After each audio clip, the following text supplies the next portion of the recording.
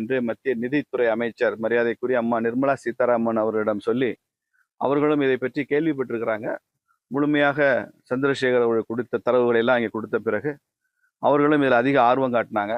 என் முன்னாலேயே உடனே அந்த துறை சம்பந்தப்பட்ட துறை அமைச்சர்களுக்கு அதிகாரிகளுக்கெல்லாம் பேசினாங்க. அதனால அவங்க பேசுனதுக்கு அப்புறம் அந்த கோப்புகள் மிக விரைவில் நகருது. இதுக்கு முன்னால் கொடுத்து 2 வருஷம் ஆச்சு, காத்திருந்தோம்.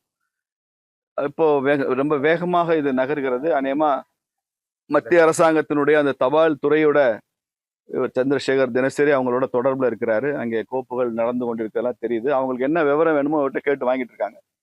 இது தபால் தலையில இவரது முயற்சி ரொம்ப பாராட்டுக்குரியது. மிக விரைவில் தபால் தலை வெளிவரும். அப்படி வரும்போது அது ஒரு பெரிய மக்கள் விழாவாக, மக்கள் கொண்டாடக்கூடிய விழாவாக திருச்சி மாநகரத்திலேயே வைக்க வேண்டும் என்பது எனக்கு ஒரு பேரவா. அதையும் விரைவில் இந்த அரசாங்கம் செய்து கொடுக்கும். நரேந்திர மோடி செய்து கொடுப்பார் என்ற நம்பிக்கை இருக்கிறது. அதற்கும் காலா பிடாரி நமக்கு அருள் புரிவாள் என்ற நம்பிக்கையோடு விடைபெறுகிறேன். நன்றி, வணக்கம்.